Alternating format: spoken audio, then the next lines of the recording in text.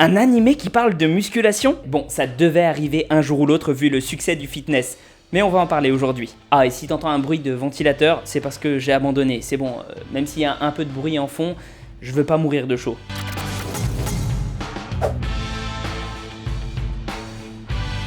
Danbelu Nankilo Motteru, c'est un animé du type Slice of Life. Alors bon, j'avoue, je suis pas allé regarder la nomenclature exacte, mais c'est plus ou moins ce que j'ai ressenti au visionnage. Ce qui veut dire que ça sera pas orienté action ou aventure, mais plutôt des petites scénettes du quotidien. Ça raconte l'histoire d'une lycéenne qui veut perdre du poids, elle s'inscrit à la salle, et elle vit sa vie en découvrant ce sport avec ses copines. Et oui, toute l'histoire jusqu'à l'épisode 5 au moins, ça peut se résumer en une phrase aussi simple. Mais on va pas se le cacher, le but c'est plutôt d'avoir un prétexte pour pouvoir te parler de muscu. L'auteur du manga, parce que oui, comme quasi tout animé, c'est un manga au départ, a l'air d'être un passionné du milieu. Ça se ressent. Ceci étant dit, je ne comprends que moyennement l'engouement que j'ai vu dans les titres de Manga Workout qui en a parlé, ou même de Jax Blade, un youtubeur américain qui fait grosso modo le même contenu. Je veux dire, ok, c'est super cool d'avoir enfin des œuvres culturelles qui parlent du fitness, sans trop s'en moquer qui plus est, mais franchement, ça casse pas trois pattes à un canard. J'ai vécu le même type de sensation quand Bamboo Blade, un manga sur le kendo, slice of life avec des filles dans le rôle principal, était sorti à l'époque. Oulala, j'ai dit des filles dans le rôle principal, on va me traiter de misogyne. Attends, j'explique. Du coup, on t'explique les bases du sport, les réactions classiques d'un débutant, etc. Mais le scénario est quand même super léger et j'arrive pas à trouver ça ni vraiment très drôle, ni très passionnant. Mais peut-être que pour le côté passionnant, c'est parce que je connais déjà la plupart des choses qui sont expliquées dedans, voire tout.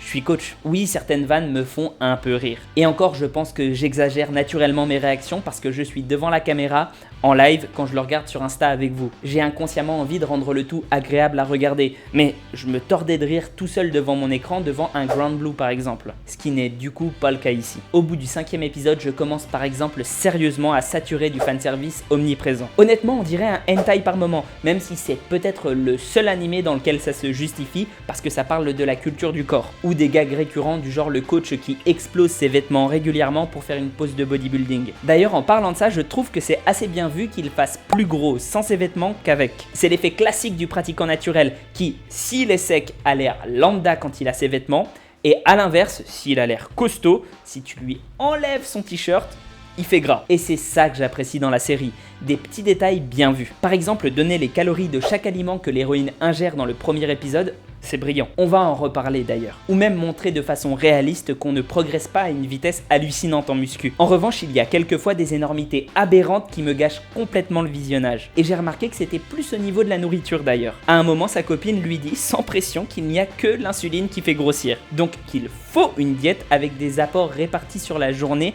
en petits repas pour maigrir. Ce qui est totalement faux, mais alors vraiment en l'occurrence, car tu auras justement tendance à manger plus si tu n'es jamais rempli. C'est le principe du grignotage en fait. Ou bien encore qu'on doit consommer ses protéines dans les 20 minutes qui suivent l'entraînement, sinon c'est mort, ça sert à rien, et qu'on appelle d'ailleurs ce timing le golden time. Là où l'animé s'auto-contredit d'ailleurs, parce qu'il te dit qu'il faut consommer des protéines tout au long de la journée. Ou bien il te montre justement dans le premier épisode le nombre de calories que la personne consomme, et donc du coup, soit tu promeus l'utilisation des calories, soit tu promeus l'insuline, mais tu peux pas dire que seule l'insuline fait grossir en disant que les calories font aussi grossir. Le problème avec ça, c'est que si tu glisses au milieu d'un tas de trucs vrais une chose fausse, ben forcément, si tu connais rien, tu vas tout gober en masse. Et là en plus, c'est un animé qui vise les jeunes qui ont moins d'esprit critique de façon générale. De ce point de vue, je trouve ça vraiment dommage. J'ai aussi un problème avec le fait que ça présente uniquement des nanas. Je comprends que ce soit dans l'air du temps,